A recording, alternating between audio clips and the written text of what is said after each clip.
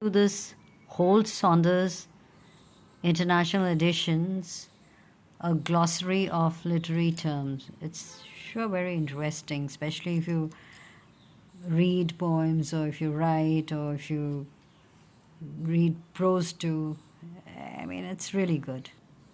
The writer M.H.Abrans, in his foreword to the fourth edition, writes, he talks about that he says he's retained the procedure of organizing the glossary as a series of essays in which subsidiary terms are for the most part discussed under major or generic terms, and which words that are often employed either in conjunction or as conjunction are discussed in the same essay. So it's sort of an isolated dictionary definitions. When we find discussions, there can be only, they could sort of mislead. So there's more explanation.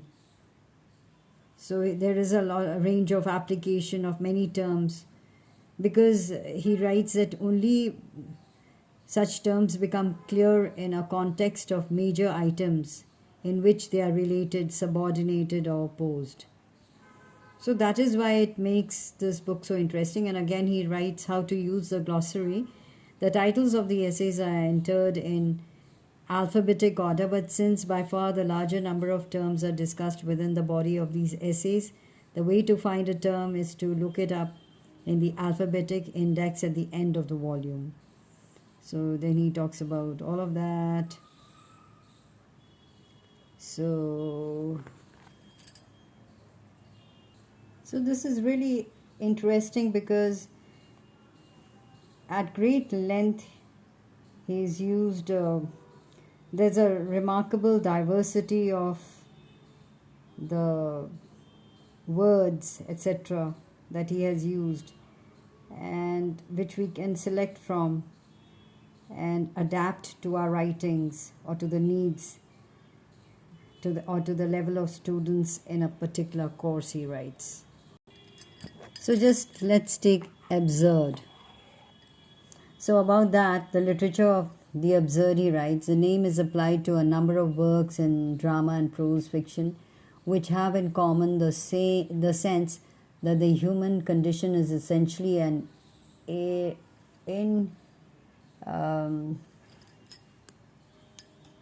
ineradicably absurd, and that this condition can be adequately represented only in the works of literature that are themselves absurd. This literature has its roots in the movements of expressionism and surrealism, as well as in the fiction of James Joyce and Franz Kafka. The Trial, Metamorphosis. So the current movement, however, emerged after World War II as a rebellion against the essential beliefs and values both of traditional culture and traditional literature. Central to this earlier tradition had been the assumption that man is a rational creature who lives in an at least partially intelligible universe, that he is part of an orderly social structure, and that he is capable of heroism and dignity even in defeat. In the last 30 years or so, however, there has been a widespread tendency, especially prominent in the existential philosophy of men of letters such as Jean-Paul Sartre and Albert Camus, to view each man as an isolated being who is cast into an alien universe, to conceive the universe as possessing no inherent human truth, value, or meaning, and to represent man's life as it moves from the nothingness whence it came towards the nothingness where it must end, and an existence which is both anguished and absurd. As Camus said in The Myth of Sisyphus, in a universe that is suddenly deprived of illusions and of light, man feels a stranger. He is irremediable. He's in an irremediable exile. This divorce between man and his life, the actor and his setting, truly constitutes the feeling of absurdity, etc. I mean, you must read that for yourself and see what it is. Now let's take allegory. Okay. So when we're talking about allegory, he writes, it's a narrative in which the agents and action and sometimes the setting as well are contrived both to make coherent sense on the literal or primary level of significance and also to signify a second correlated order of agents, concepts and events. So that is allegory. So you have the historical and political allegory, and in which the characters and actions that are signified literally in turn signify or allegorize historical personages and events. So he writes in Dryden's Absalom and Achitophel in 1681, King David represents Charles II. Absalom represents his natural son, the Duke of Monmouth. And the biblical plot allegorizes a political crisis in contemporary England. The allegory of ideas in which the literal characters represent abstract concepts and plot serves to communicate a doctrine or thesis. Now, both types of allegory may either be sustained throughout a work, as in Absalom's and Achitophel and Bunyan's The Pilgrim's Progress, or else serve merely as an episode in a non-allegorical work.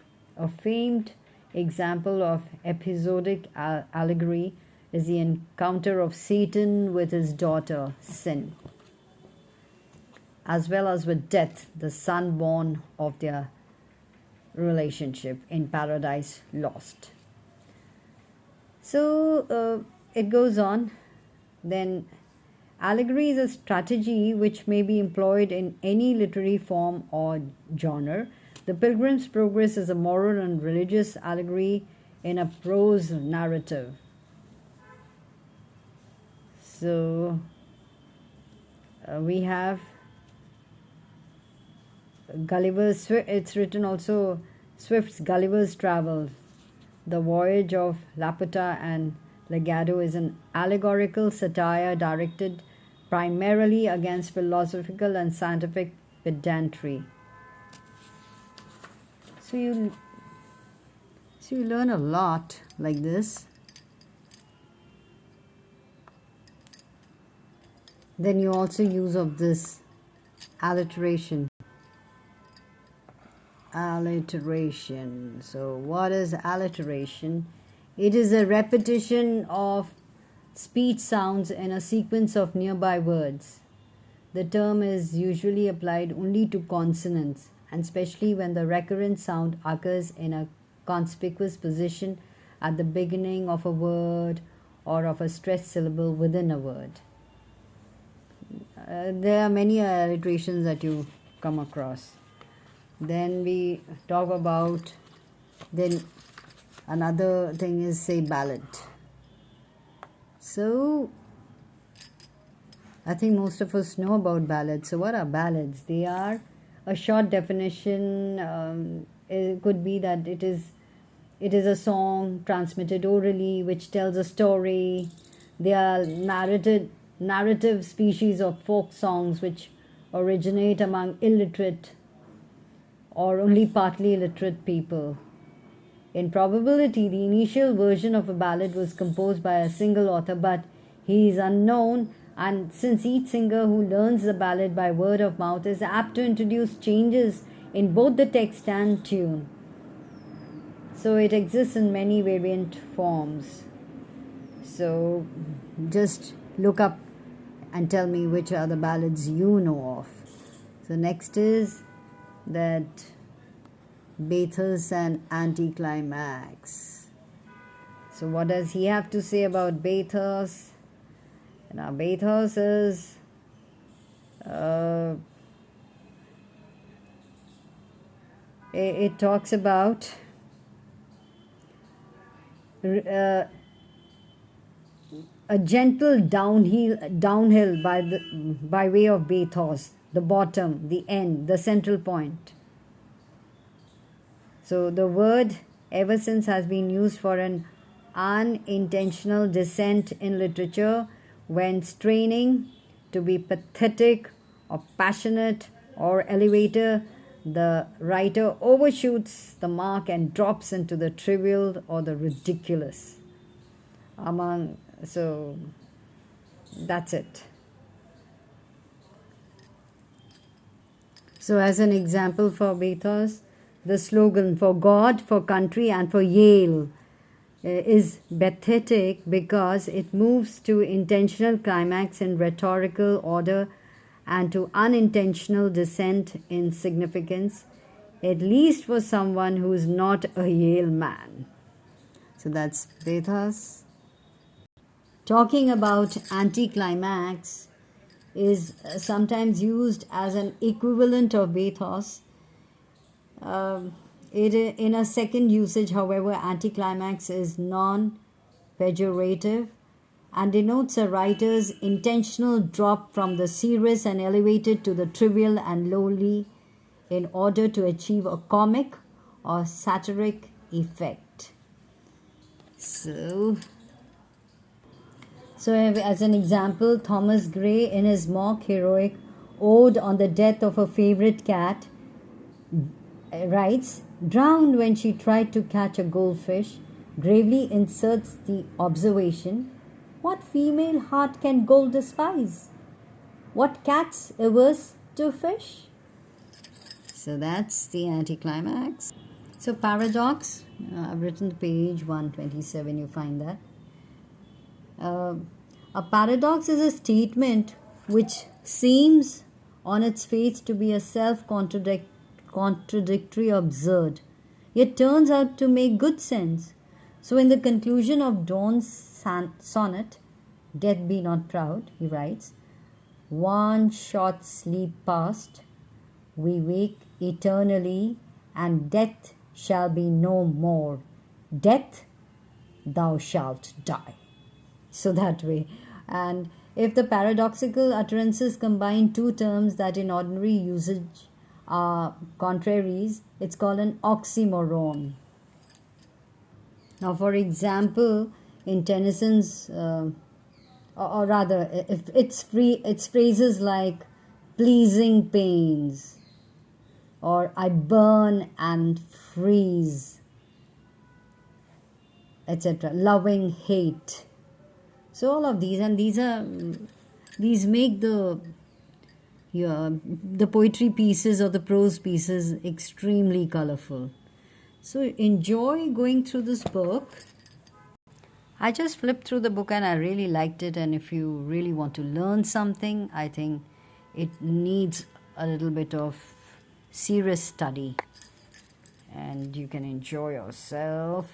This is the inside page. These are the ISBN numbers. You can see for yourself. There you can see the stamp of the library from where I picked it up for reading. And that's the back cover. Happy reading. Happy reading.